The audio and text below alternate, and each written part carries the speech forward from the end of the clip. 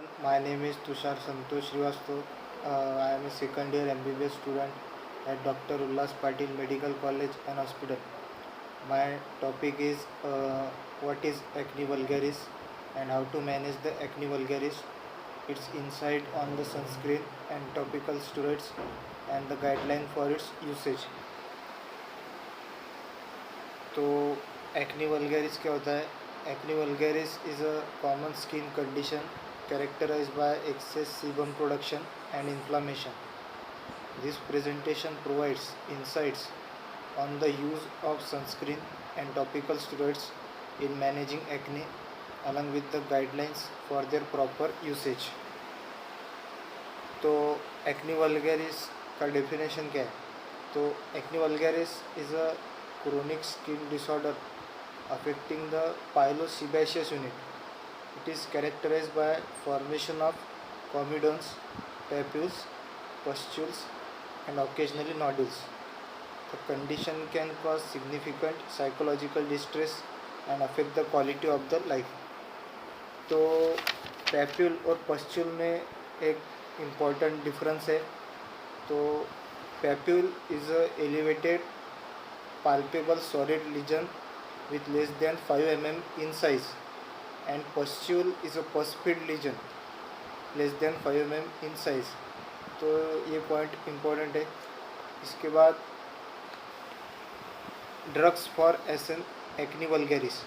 तो दो टाइप के ड्रग है, topical drugs and systemic drugs.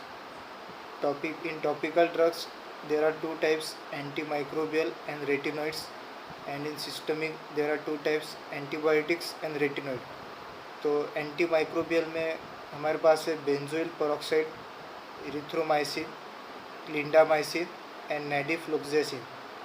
और रेटिनॉइड्स में है अपने पास ट्रेटिनोइन, और इसका दूसरा नाम है all trans retinoic acid.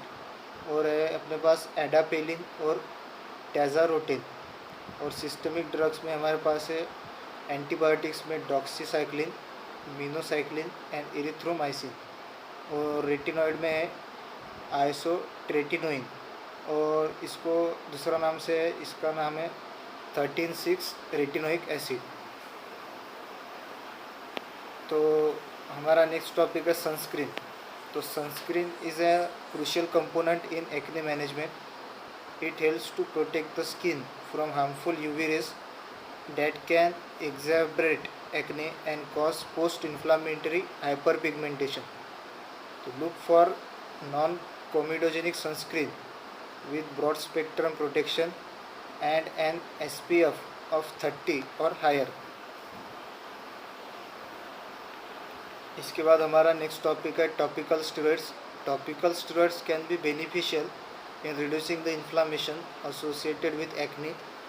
However, their long-term use should be avoided due to the potential side effects like skin thinning and steroid-induced acne.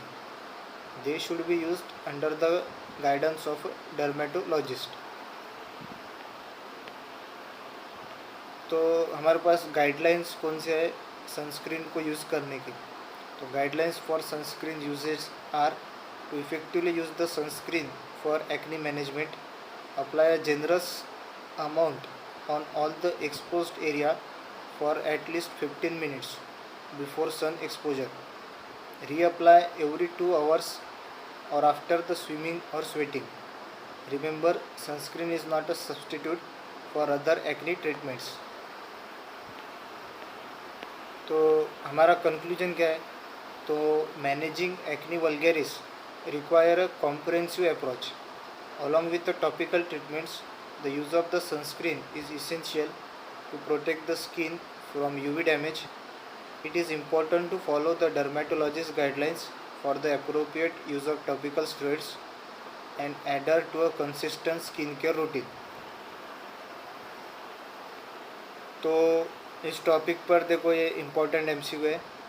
Which of the following is used for the protection against UV radiation? तो UV radiation के against best इसमें से choice है sunscreen. इस first का C option है. और second में MCQ में what category of drug is primarily use for treating the inflammatory skin condition.